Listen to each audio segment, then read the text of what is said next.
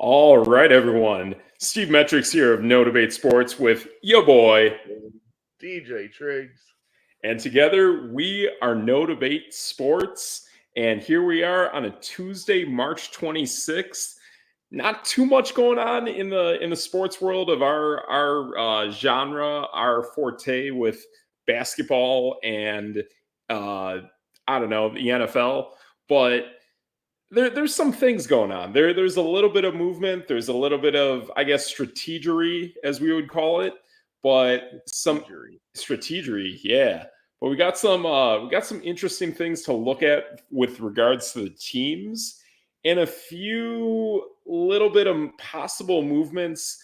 I guess the big news was Cordero Patterson to the Steelers. That was the big news break of about 3-4 hours ago. Woo! Yeah.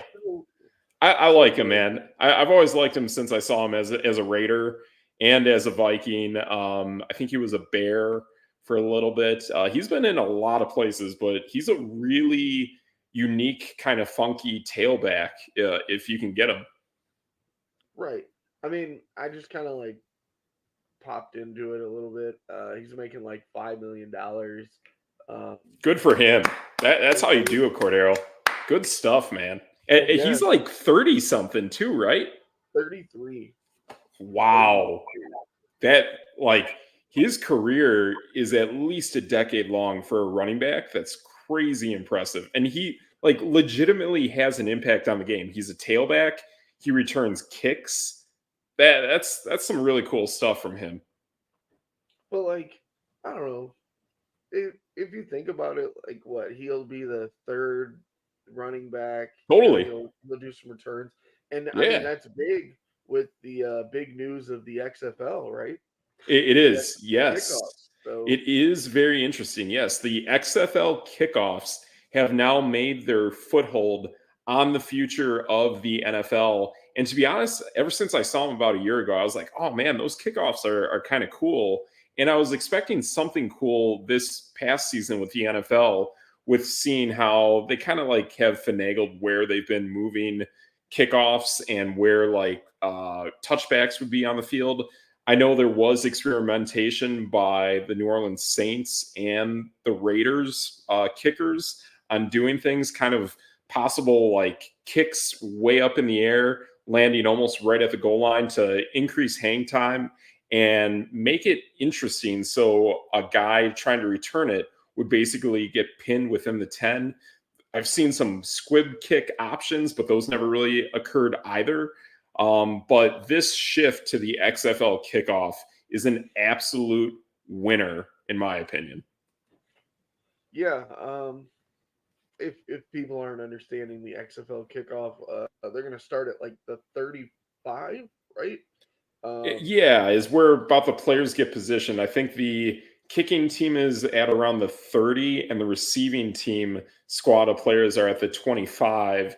The kick, I think, is around the 50-ish, maybe 40. And then that gets kicked to the returner, which is obviously somewhere near the goal line. Okay, it's between the 30 and 35. Okay. And then, two returners. You can have three players between the 20 and 30, and then two returners deep. But basically everybody's between the 40 and the 30-yard line. Yeah. And they're going to kick it from the opposite 35. And go to town. I think touchback is getting moved to the 30 as well, if I'm not mistaken. Okay, so it's even more of a disadvantage to the kicking team to kick it into the end zone. And I agree, because it was really disheartening to see that teams were still content with touchbacks and having them start at the 25. I was told that these coaches are hoarders when it comes to yardage and that nobody was willing to budge on 5 yards whatsoever. So do whatever it takes to not kick it into that opposing end zone. And apparently that was totally disregarded. And everyone thought, yep, just keep sending it through the uprights. If they return it, start at the 25, no harm, no foul. And it's pretty much what it looked like throughout the season. Yeah. And I mean, even like return people at this point aren't even like necessary, which Yeah. kind of makes me wonder about this Cordero Patterson deal of Sure. $5 million. I know we talked about Aaron Jones a couple 7. weeks ago. That guy got 7, and he's a starter. So, like, Yes. I Yes, he I'm is. kind of puzzled by this. Hmm. I mean, I gotta admit though, like it still feels like from Cordero's perspective, he's going from what was a very solid running back core to me another solid running back core. And I think that all works out. Especially for him. I mean, doesn't get much easier than that. Yeah. I mean, you keep the tread on the tires, you keep getting paid. You keep having your role, which is returning kicks and being a shifty tailback. So I like it. I think there's some really cool benefits that he gets from being on the Steelers. And obviously, the Falcons are going in a total overhaul with how that offense works. I'm not 100% who their offensive coordinator is, but it's definitely a change from the Arthur Smith offense that was run. Oh, that's ironic. He's following Arthur Smith. Huh. So Interesting. he is. He is leaving the Falcons for the Steelers, which is exactly what just happened. So Yeah. that is pretty cool. So Arthur Smith is the one who probably vouched for bringing in Cordero for shifty, cool tailbackness. Yeah, and I mean, the only positive I can really see from this is like Cordero can still catch passes. I mean, in the last couple of years, he's only had like 9 receptions, but Yeah. the Steelers' core is strange. Um, they have George Pickens, obviously, the Yep. number one. Then Yep. they have Van Jefferson from the Rams. Oh, that's cool. They have Denzel Mims. I think he was from the Jets, right? Yes. Yes. And actually I thought he was on the Broncos. Broncos, is that where he came from? Yeah. We might be mixing up a player name, but Maybe. there's definitely Oh a wait, no. Mims. Mims is definitely a Jet for 3 years. Oh, okay. Okay. I think the Bronco is a Menzel Mims or something like that. Maybe. Yeah. I can check really quick Yeah. since The I'm already Bronco looking player it is up. insane. That I know. Yeah, it's a strange. Oh, Marvin Mims. Marvin Mims. Marvin Mims is nuts. I mean, that was a guy that I regret not drafting, in all honesty. Really? Yes, What? I was trying to get him in round 8. I missed, and then I realized I probably should have got him in either 7 or 6. That's how good he is. And I know he Interesting. didn't have too much playing time, but he's the kind of guy who can totally take a top off off a defense. And in a Sean Payton offense, and he's another one. He reminds me of this Ryan Pace with the Bears, where it's like they know exactly what they're about to do with how they're transforming their team. And I think Mims, along with the quarterback for the Broncos, which in my opinion is going to be Bo Nix, I think they're gonna take off with their quarterback and they're gonna do some damage. Right, and he's basically going to be a number two, uh, across from Cortland Sutton. I don't know how Tim Nice. Patrick's like Yeah. injury history. I don't know how that's going to work out. Right. Yeah. But yeah, They will absolutely draft a wideout as well. They have to. they have to. Yeah, I agree. Um, Yeah. but yeah, like Cordero Patterson getting $5 million just kind of bugs me a little bit now that I'm thinking about it. Yeah, I agree. I would put him at about 3, maybe just right at 2. I think is solid as well. I mean, he's lucky to be on a roster in most ways. Yeah, I mean, So yeah, he's a great return guy and stuff like that, but right, I don't know, just really doesn't make much sense to me. yeah, I think it's more of the offensive coordinator vouching for him in a heavy way.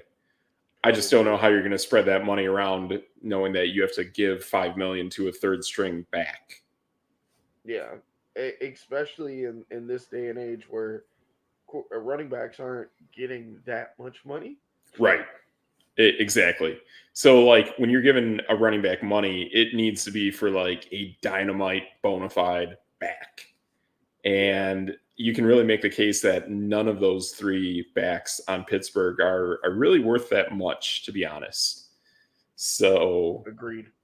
Yeah. So I would not put anything past 2 million for Cordero Patterson, because I don't even know if the other two guys are really going to last that long. So, yeah. I'm really trying to find his contract compared to some of the others that we have. Yeah. Because if he's making as much as I think he is total, like he's making as much as David Montgomery. Yeah. And it's kind of weird. Yeah. And I believe both Warren and Najee Harris are both on rookie deals, correct? Yep. Najee's making 3. I can't even find Warren. What Warren is like 2 years, if that, from Auburn, I believe. Wow. If he's got to be in the low half of that, because I'm not seeing his contract right now. Right. Yeah. So that's kind of where I'm thinking it's going with Jalen Warren and whatnot. So yeah, he's a good back, but he's definitely a lower end back. I think he was like round 4 out of Auburn within the last few years. Yeah. Yeah, So, Najee Harris is at 3.2. Okay. Why am I not seeing Jalen Warren? I'm losing my mind. Unless he's just not making even less. Holy cow. Right. Wonder if I can go by team. Here we go.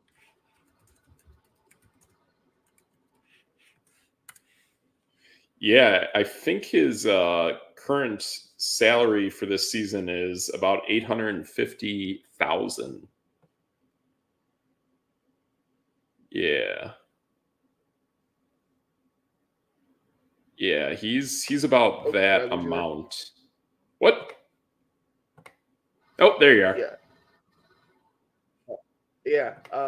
He's making 800,000 and Najee Harris is at 3.2. Okay. Yeah. Yeah, he's got a boy, I wonder when he got drafted exactly. Actually, he is completely undrafted. Wow, really? Yeah. Undrafted from Oklahoma State.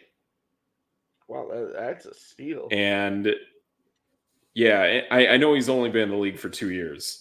So yes, he is undrafted, Oklahoma State. That is the contract he's working under, and to be honest, he is honestly their best power back that they have. Yeah, so I'm trying to that find works. the totals on this. So now I'm seeing 2 years at 6 million for Patterson. I think he was making 5 million with Atlanta.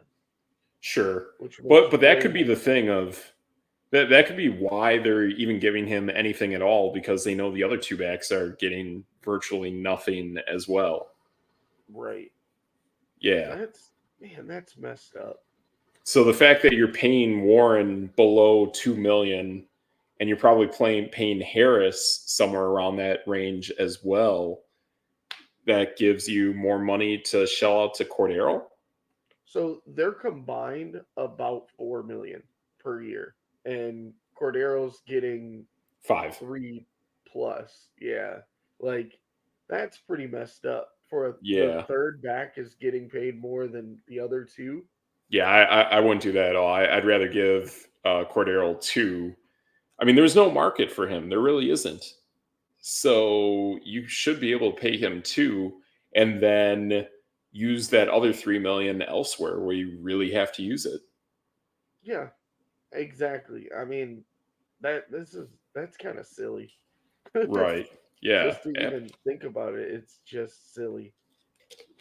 Exactly. I mean, he's making more than guys like Raheem Mostert, Gus Edwards, Travis Etienne.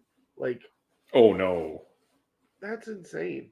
yeah, those guys are much better, much more implemental in your offense. I know we were concerned about Travis Etienne last year, but the guy balls out, and his progression now is really getting better. He's definitely a guy you need to get because now they know for that offense, Etienne's really the guy doing damage. Right. Agreed. Yep. Definitely agree there. Like I don't even know if I remember. Oh, they got Tank Bigsby over there in Jacksonville, right? Yes. Yeah. Tank Bigsby. I mean, he's a solid power back. He's got solid power for sure. I mean, he's definitely more like a David Montgomery kind of a runner. But Tank is solid. He's a little shifty. He's definitely got a lot of Najee Harris in his style. But both those backs are really good. But honestly, the one who's really taking that next step is Travis Etienne. Etienne is your do-it-all back. That's exactly what he does.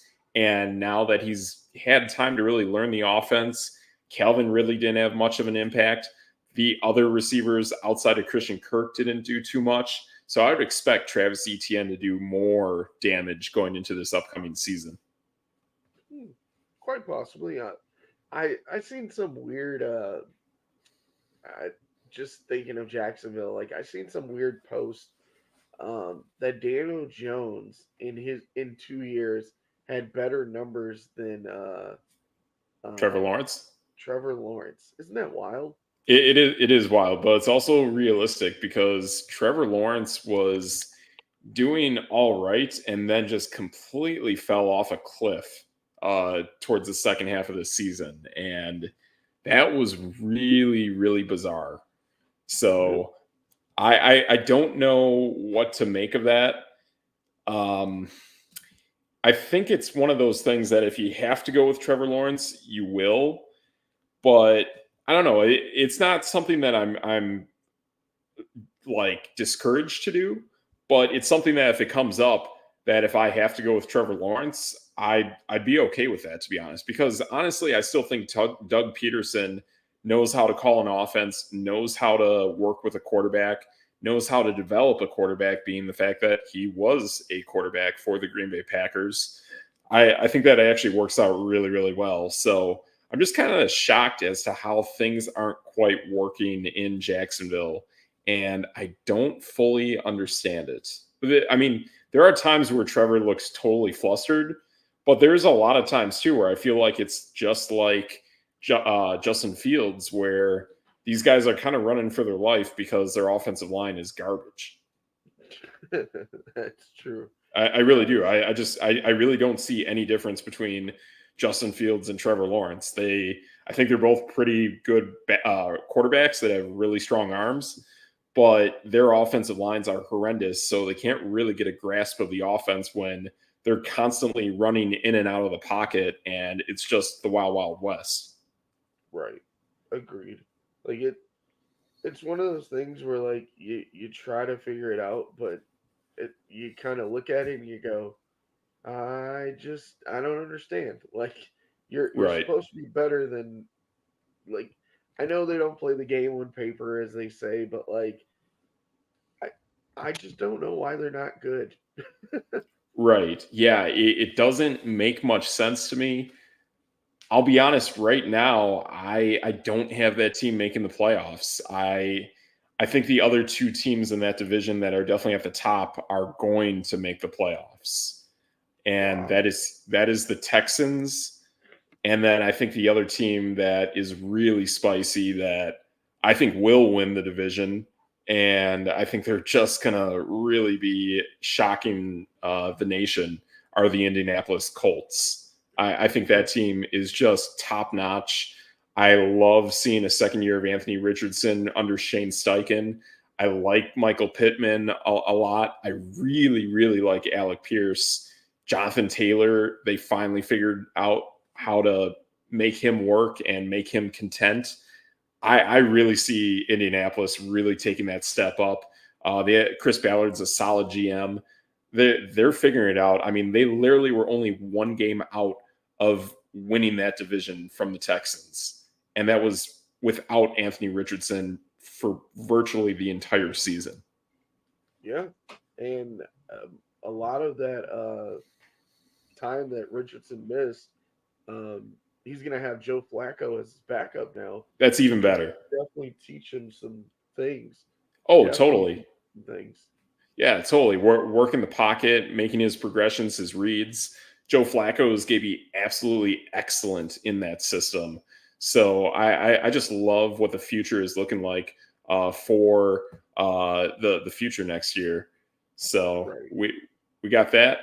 We got James chiming in on how two teams are looking at for next season, and I think I'll be honest with and this is kind of what we're talking about today is talking about more win totals, especially with these teams.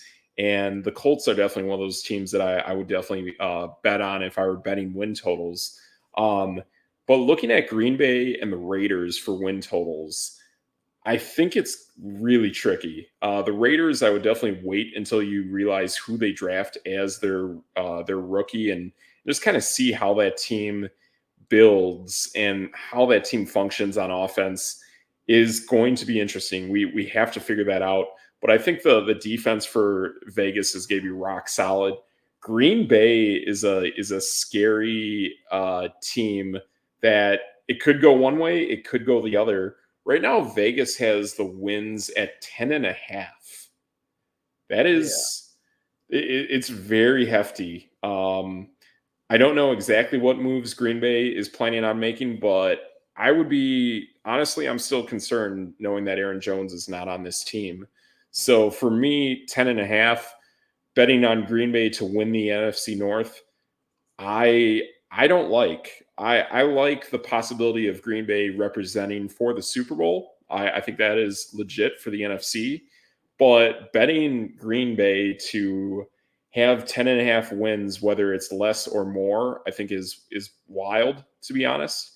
And how that team functions without Aaron Jones is truly a wild card. I think there's too many uncertainties with Green Bay that I think it can go well, but I think it could also not go well. And we know Detroit is playing all but 3 games indoors next season. So 10.5 wins for Green Bay is quite a bit, but it's not impossible. That's for sure. Right. That's kind of how I feel about it too. Is the Raiders?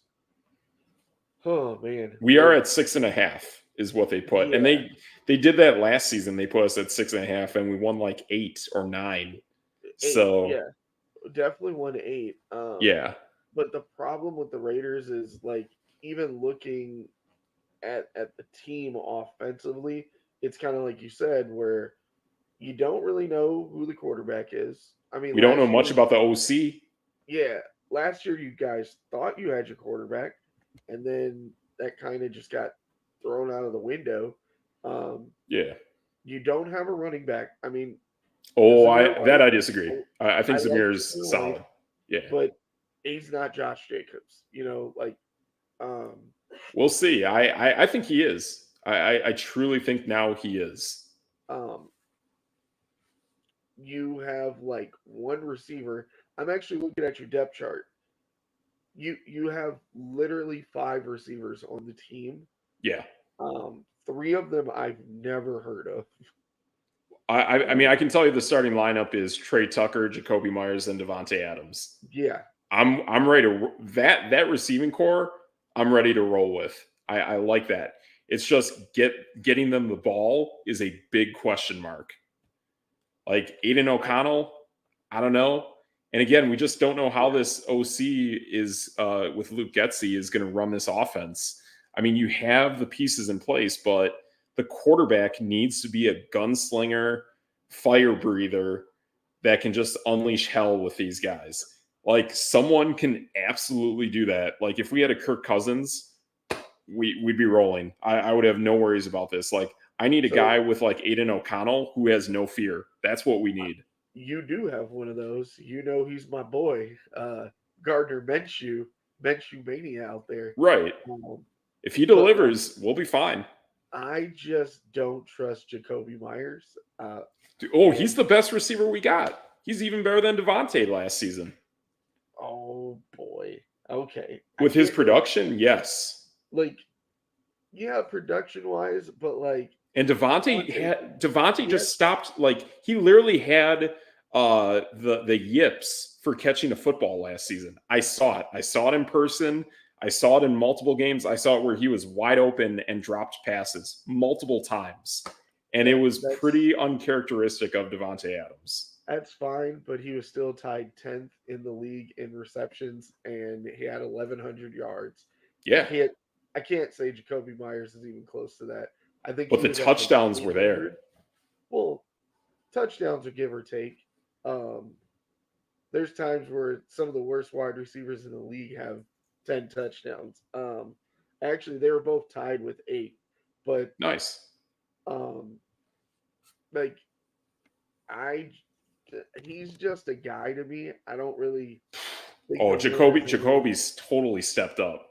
I think he's playing the best football of his career with the last 2 seasons with the Raiders. Yes, but he's late 20s, and I don't know how much longer he can keep that up. Oh, that's true. Totally. He is probably of those 3 receivers, he is the first one that will be on his way out if they all remain on the team. Yeah, the most he's ever caught in one season is 83, and he had 71 last year. He had 67 the year before that. Like, he's just kind of a middle of the pack kind of guy. And at this stage in like football, you kind of want your number 2 to be almost a like 1.5, like a T. Higgins. Yeah, you really do. Yeah, and I think too the other reason that he was able to thrive is under the fact that it was a Patriots regime. It was multiple Patriots quarterbacks. The third was a rookie learning from those Patriots quarterbacks. So they all probably were more comfortable with Jacoby Myers as their first progression than Davante Adams. Right. And Davante even said, it would be a little bit getting used to Jimmy Garoppolo. And that was a lot of political BS from Davante, to be honest. I mean, Davante is a good guy. He is not going to throw people under the bus. He will call it like he sees it, but Davante knew that the chemistry that he had with Aaron Rodgers would be nowhere near close to what Jimmy Garoppolo was capable of. And Jimmy showed it. Like, he is just not a good quarterback in the NFL. And I saw today, so the big news I saw today, even though like really no big news whatsoever, is that the Rams expect Stetson Bennett to be a part of the team this season. So no more non-football disclosure list, whatever that is.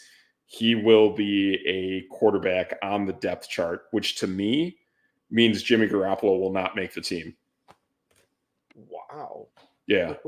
Because it's going to be Matt Stafford, Carson Wentz, Stetson Bennett. And Bennett might be at least the number 2 on this team. And Carson Wentz played really well in the few games that he had to play for the Rams last season. So I don't see him going anywhere either. And he's a big guy. He's like Matt Stafford. I actually don't know where Carson Wentz is. He's on the Rams. He's not on the depth chart, though. Really? Yep. Oh, that's wild. Man, I'm actually shocked they really did anything there, because I really thought the way Wentz played with the Rams was actually quite solid.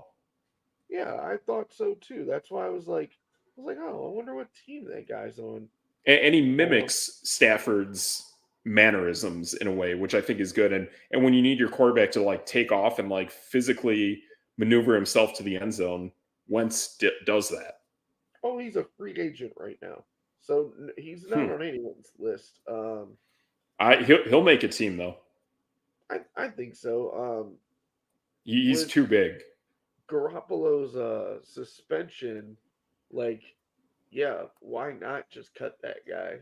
Yeah, I'd cut him. Damaged goods. I'll be honest, if I'm any team in the NFL, I don't have him on a roster. I just don't think he's anywhere close to being he's not even a third string quarterback in my eyes. And I saw it last year. I mean, Brian Hoyer got released, and I saw Brian Hoyer get aired out on social media by Johnny Manziel. And then I saw Hoyer defend himself on Good Morning Football, and he didn't do that good of a job defending himself. So, Wow. yeah, both Hoyer and Garoppolo, garbage, straight garbage. Oh, yeah. They just knew the right guys, and they did. I have no idea. And that's what Hoyer did was he, according to Johnny Manziel, Manziel said like he felt awkward bringing up questions, and true, he more than likely wasn't the most studious guy, but Hoyer wanted to give his heart and blood to be the starter of the Cleveland Browns. So that meant basically making Johnny Manziel get run over by a bus with what he needed to do to be the starter there. And we know it was contentious and it was awkward for Manziel because people love Manziel. They don't love Brian Hoyer. But yeah, speaking of the not trying to change the subject, but just looking back at that question there, like the Raiders, I don't know, like more than 8? That's a lot. I think they were at 6.5, right? Well, 6.5 is the win total. 8 is what we did last season. Yeah. And 8 again was in like pure chaos, insanity, garbage head coach, changing of the guards, no real quarterback whatsoever. So to go 8 games wins with Aiden O'Connell, Brian Hoyer, Jimmy Garoppolo, if we have a quarterback, we win that division. Win the division? Oh my gosh! Absolutely. Crazy. I mean, how many games did the Chiefs win? Chiefs won 12? I believe so. Yeah, and we split with 11. The Chiefs won 11, and we took one of those games from them. Yeah, I feel they started off a little rough. You know, they did. And I think losing Ladarius Sneed is going to have more of an impact than people want to admit. I think Ladarius Sneed is an excellent corner, and you have to have an excellent corner for these teams. I've heard people say, oh, it's not that valuable. Yes, it is. Having an excellent corner, seeing what Ladarius Sneed did in the games against the Bills, and especially the Ravens, that got them to the Super Bowl. Ladarius Sneed is like world class. Agreed. I don't know. Like, I think Denver's going to be pretty bad. Yeah. Like, everyone will just run them over. I think the Chargers are not there yet. Yeah. But I think their defense is going to be a lot better than it was last season. And they literally had a coach last season that I don't even know if he knew he was coaching. Yeah. Staley, I disliked him as a head coach from the moment I started seeing him doing weird stuff at the end of games. I knew he was not an NFL professional coach. So, like, I'm looking at the Chargers. They have no offensive weapons at all. Like I honestly have no idea what they were trying to do. Right. Well, that's the other thing too, is LA sent like two of their most important weapons that are not quarterback away. They're gone. They play for Chicago. So I think LA absolutely gets worse right now. You know what? I'm declaring it right now. Uh-oh. I'm going to turn my hat back around. Okay. The Las Vegas Raiders will make the playoffs and win more than 8 games. Yes. Saying that. That's no debate. They won't win the division. I won't go. I don't think so. I think Kansas City. I think Kansas City keeps evolving, and I really enjoy that. Actually, like I enjoy seeing how they keep changing that team with what they need to do to really, honestly, like they're really treading water is what they're doing it, but they're doing it at such an excellent level that it allows them to be one of the top 4 teams in the AFC. but they're doing everything to survive. It's really tough what they're doing if you really take a step back and think about it. Yeah, and so I'm just sitting here kind of just playing through my head here, like the Chargers. I mean, they weren't good last year, but I don't see them winning more than 5 games.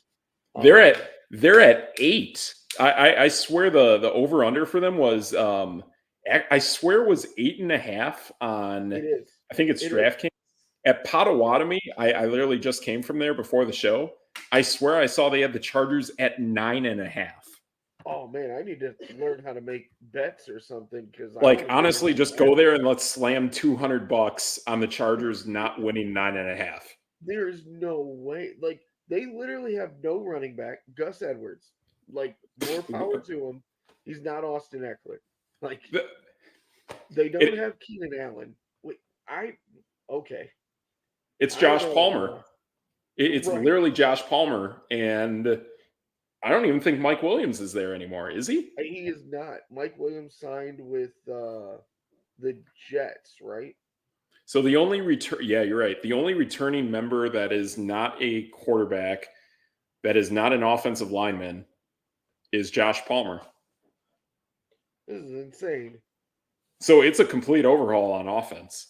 They have Will Desley at tight end, Quentin Johnson, and Josh Palmer. Like Whew. I don't want to see any of that. So Yeah, Quentin Johnson didn't really develop. He's the big TCU guy, right? TCU guy. Yep. He's the big TCU guy, so he needs to be a Mike Williams. They have to get a dynamite Keenan Allen replacement. Like Ace, it has to be a Monroe St. Brown walking through that tunnel. They better trade up and get Marvin Harrison Jr. or something. He's a slot guy, right? I mean, I, they need something. I watched a couple of the Ohio State games. I saw them against Michigan, and I saw them, I want to say, against Penn State. And I swear Marvin Harrison was like CeeDee Lamb. I think he does run the slot. He operates the middle of the field. So yeah, I think.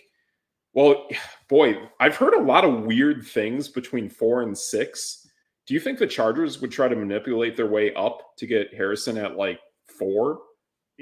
At this point, you have to. So, I think so. But here's my brain just processing here, right? Yeah. So, okay. Do I think Buffalo wins 11 games? I don't. I don't.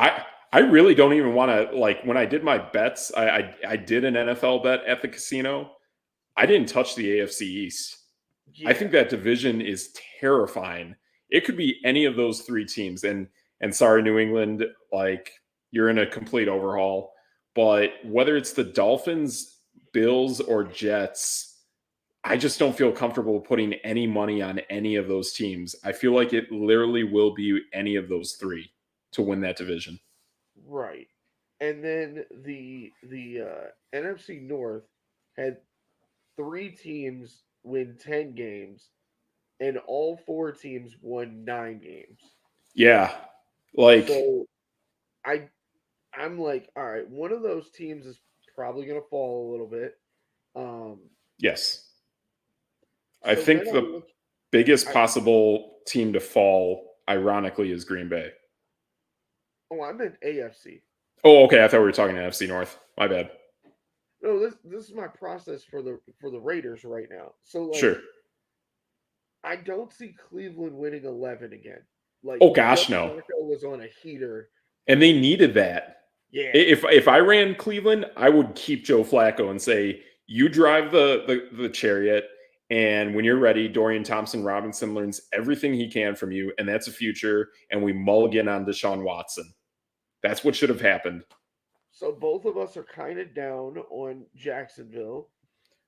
I'm not. I'm just like I'm neutral, just like I am with the AFC East 3 teams. Like I don't know what to do with Jacksonville. So in that instance, like I think we both put them behind the Colts and the Texans, right? Yes, that we do. Yes. So they only won 9 games last year, and they should win less. 9 games. They could win 9 games again, though. Exactly. They're going to be in that same mix. So then the Raiders are 1 game behind both of those teams. And in my eyes, it's like, well, okay, if Pittsburgh maybe stays at like 8 or 9, they get in. Cleveland falls back a little bit, Buffalo kind of evens out a little bit. Yeah. What if the Raiders just have a quarterback that throws the ball and is a little competent, like that gets you 2 wins. Yeah, why can't they have 10? Right. And I mean, it's crazy because like really an elite dominant team in the NFL should really have 12 if we really think about it. So like the 49ers, if knock on wood, everyone stays healthy, that's like a 12-win team. If we look at honestly Baltimore, and that should be a 12-win team. Like being straight up legit, Baltimore should be a 12-win team. San Francisco should be a 12-win team. That should be the odds-on Super Bowl, in my opinion, for this upcoming season is Baltimore and San Francisco. Like those teams are so well built and so well managed. Honestly, I think if you're looking for a defense for fantasy, as much as I love my Raider defense, but we have questions on offense. I think really your number one defense in fantasy, not even thinking twice, is Baltimore, right? Right. That's kind of where I'm at too. Derrick Henry is a major factor. Yeah. That's a solid thought. Yeah. And maybe get that receiver, what's his name? Like Xavier. I forgot the guy. But if they get that guy from South Carolina, I think that's exactly what Baltimore needs. A big Devontae Adams like target would be ideal for Lamar Jackson. I'm just looking at some of our questions on the side here. The Raiders have the 13th pick. Right. So and there are legit talks of us literally going all the way up to 1. That has still not been ruled out. Whew. And I would give almost the farm to get Caleb Williams if that's the case. If it's possible, I mean, yeah. If I can get Caleb Williams or Jaden Daniels, I'll give up the farm.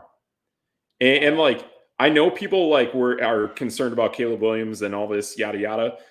I saw a scroll when I was walking through the casino. In the last 2 seasons, Caleb Williams has had 70 plus touchdowns and 10 interceptions.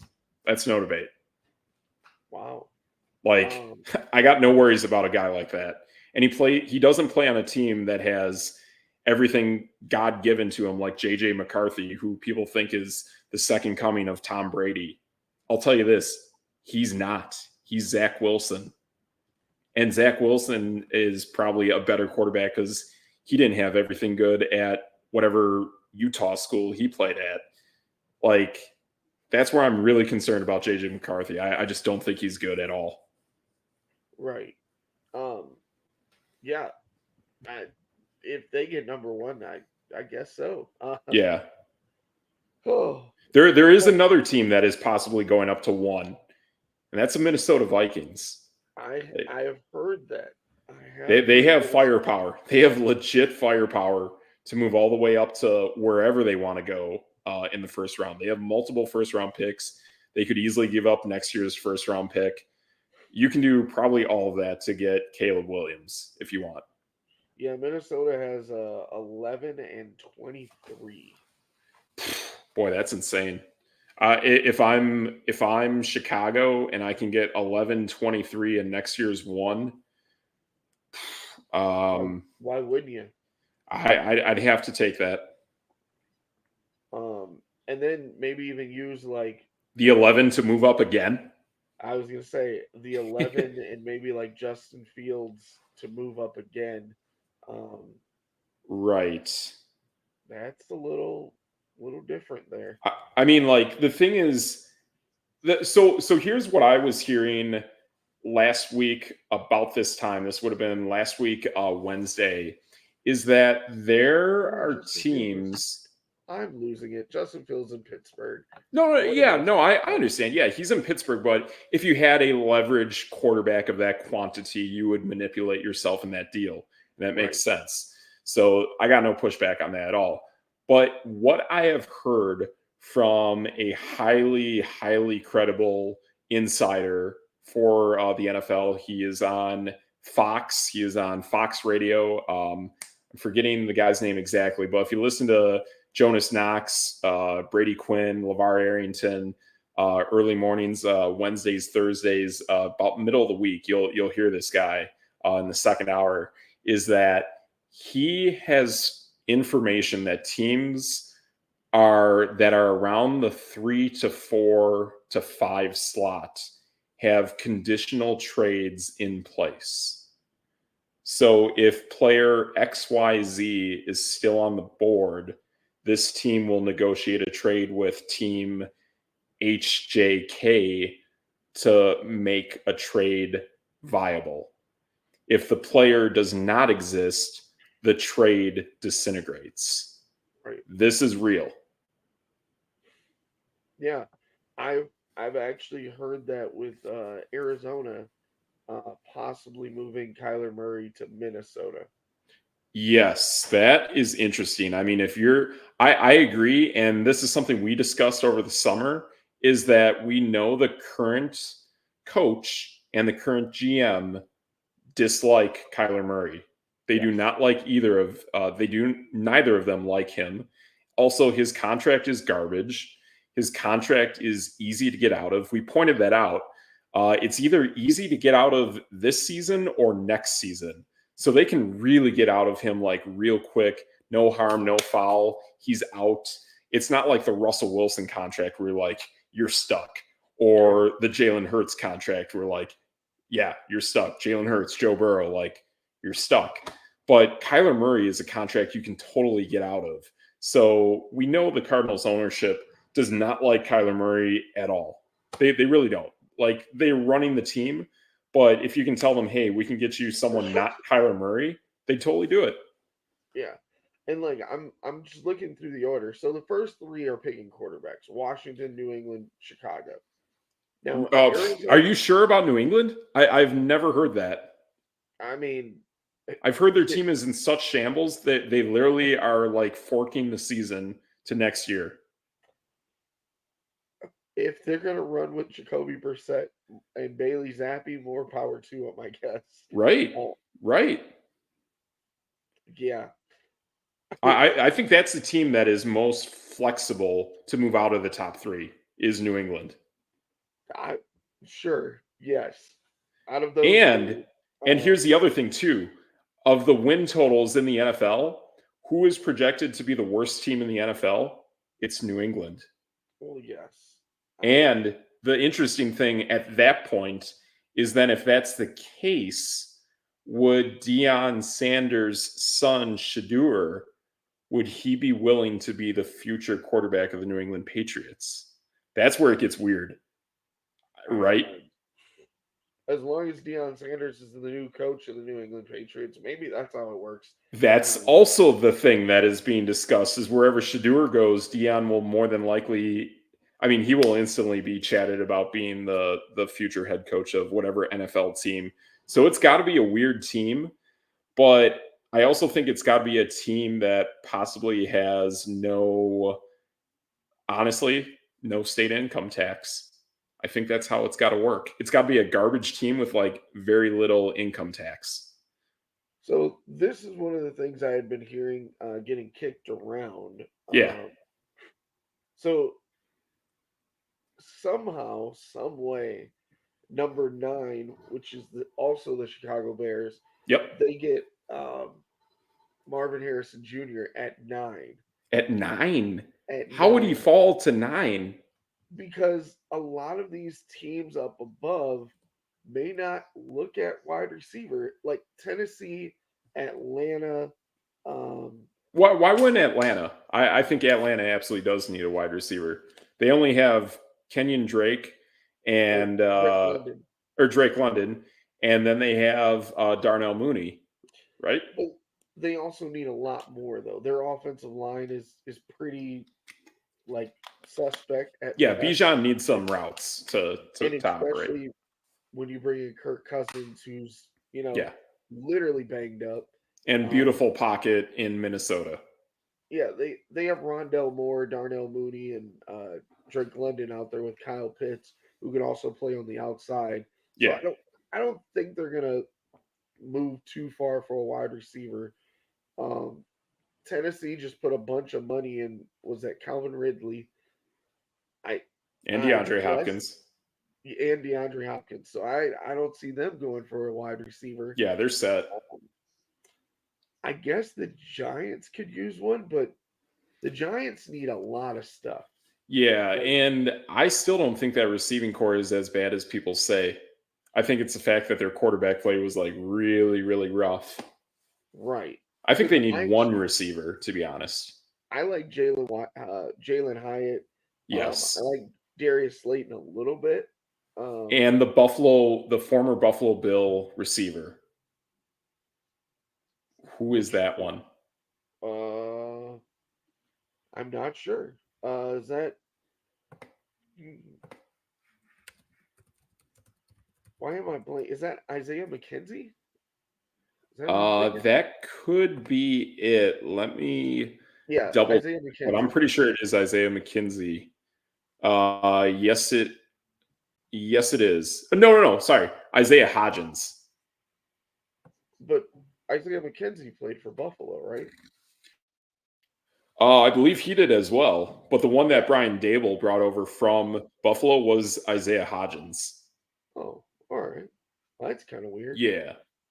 They Yeah, brought both Hodgins of is them over. really, really good. He's a big guy. He's literally almost like a Darren Waller kind of body.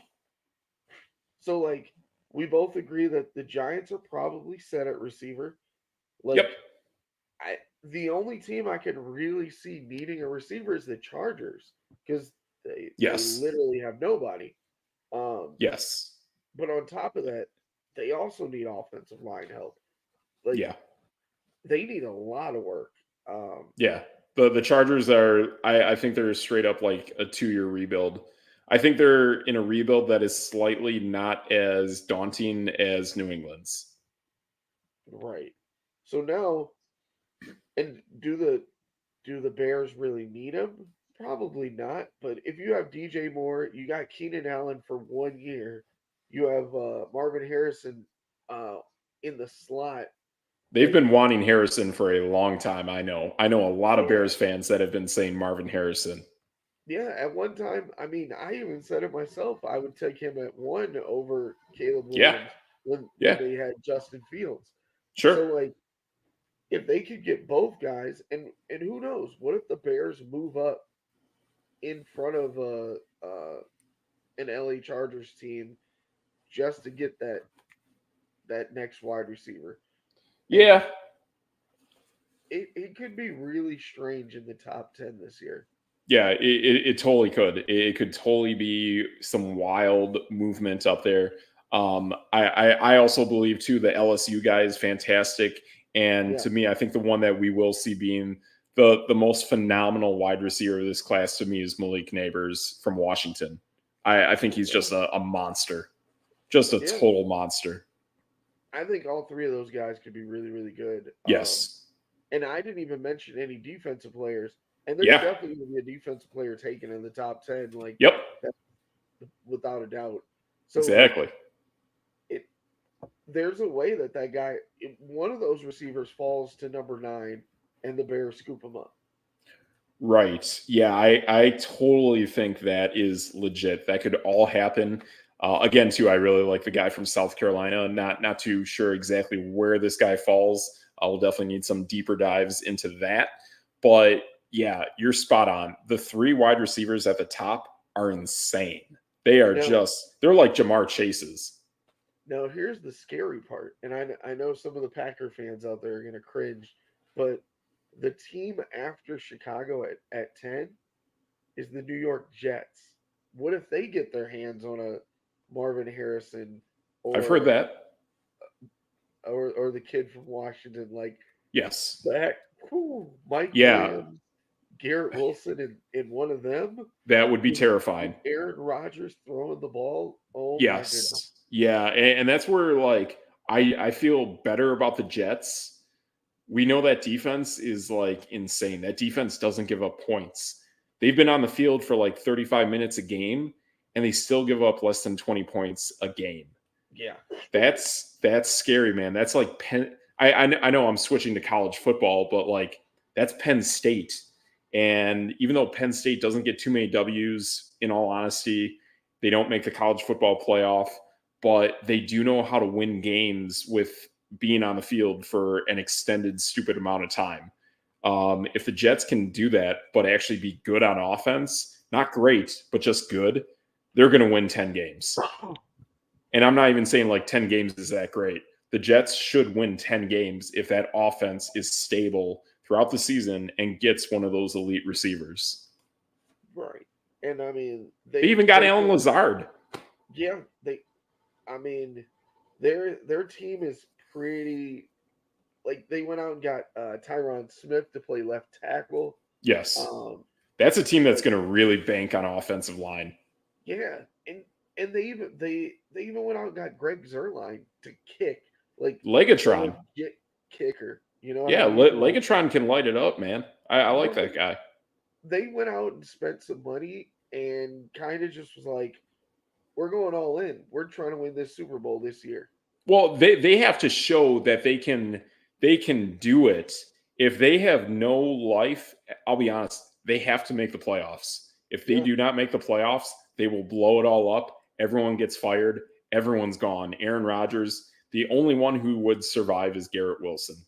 That's it. And God forbid Aaron Rodgers goes down again. They went out and got Tyrod Taylor. Bingo. Exactly. I think this is the year where Tyrod Taylor is going to have to, like, ironically, this does feel like the former Green Bay season from way back when Favre went down and Doug Peterson had to carry the mantle for a little bit. I could see that happening where it's like, hey, we need Tyrod to deliver for like 3 straight weeks, maybe 4, in order to make the postseason. And if you have that many weapons and such a solid offensive line, Tyrod Taylor's okay. Like, he's just had bad luck. Yeah, he's not bad at all. No, that's no debate. Boom. Exactly. Yeah. Boy, so, I don't know, man. There's some teams out there, and to answer the question from earlier, the Packers, I actually think they could get close to that win total. Yeah. I think they get close to that total. And plus, to be honest, I think it's more of an advantage for Green Bay not to play at home in the playoffs. Yes. And that was barring getting like Jonathan Taylor or Derrick Henry, neither of which happened. So at this point, I think Green Bay would rather, in all honesty, do better on the road. Like, they don't play the Buffalo Bills, and there's nothing else cold weather-wise that you really have to be concerned with. If you take Green Bay on a warm weather indoor field, they run fast. It is a fast track meet team. That's how Green Bay operates now. And then you had a healthy Christian Watson who didn't really play all of last year. I mean, he did. That dude is fast. I'll put this at you. Yeah. I'll put this at you too.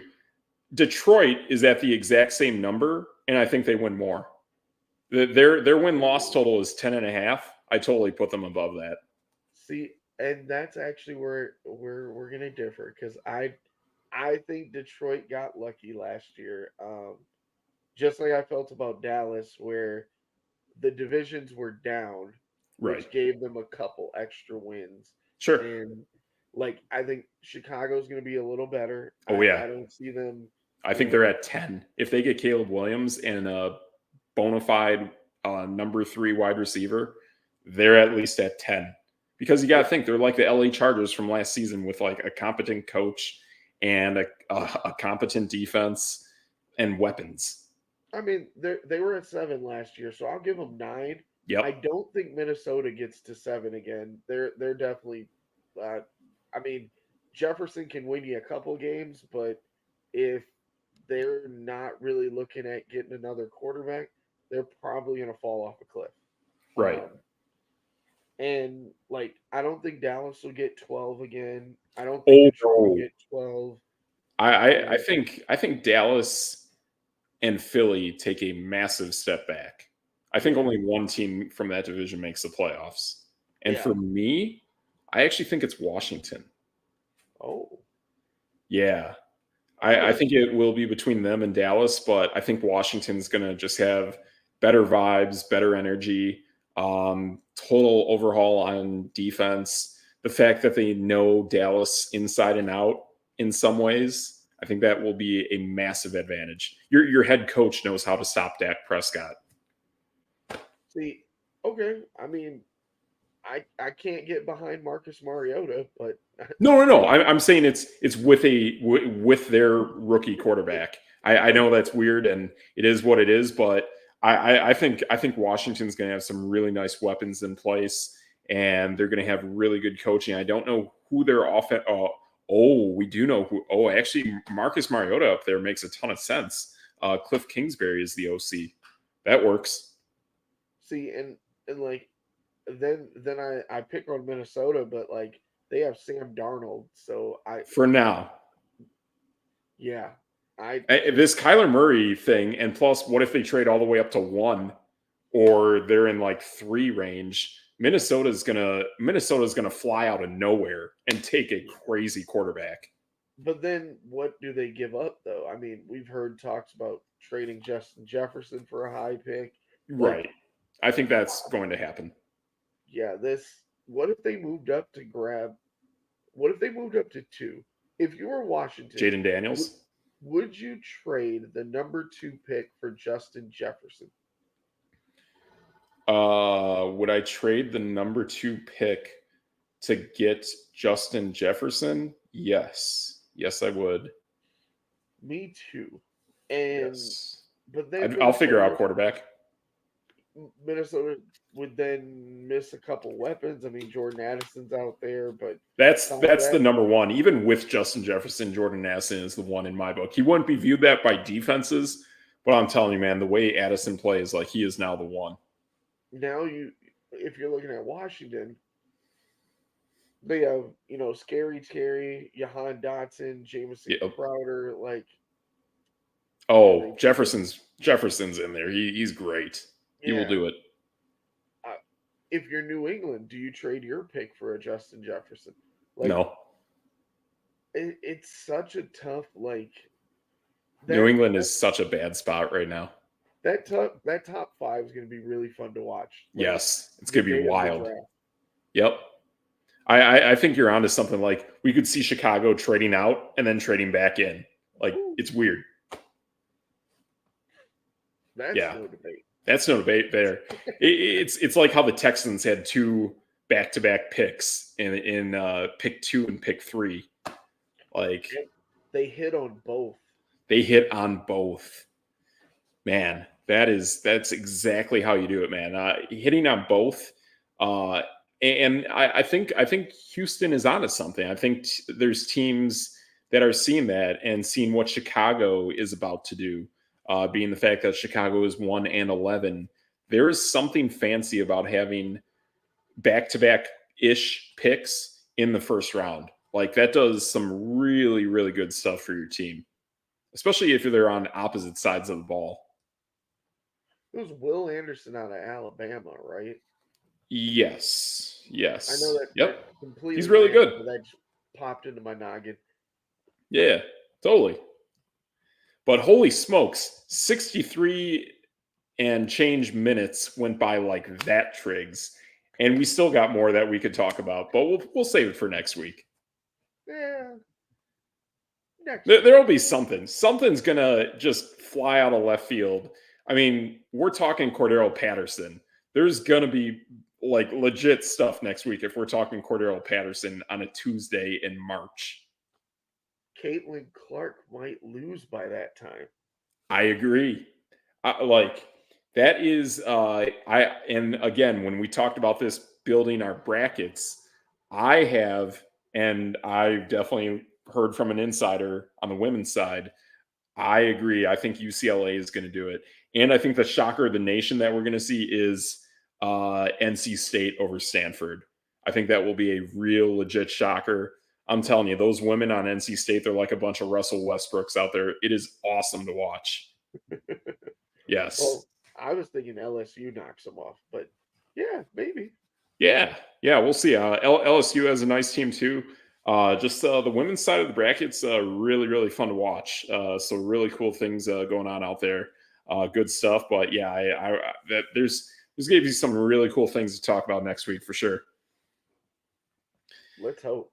Let's hope. Cordell Patterson, man, I thought we were gonna have to start talking kickers. You know, the Packers signed a kicker. Like, yeah, some guy told me that today. I was like, I don't care. I'm a Raider. Let's talk about actual players, and let's literally not throw Anders Carlson under the bus like that. Come on, like my goodness. They signed Greg Joseph though. He's solid. Oh, yeah, like that's fair. But yeah, I mean, if Anders has to go to another team, that's fine. But yeah, like, come on, guys, like ease the brakes. You got Greg Joseph, you got a Anderson brother. You'll be fine. You'll be fine. So there we go. Hey, that's how we do it on a Tuesday for a show. For No Debate Sports, I'm Steve Metrics. That's your boy, DJ Triggs. And that's No Debate.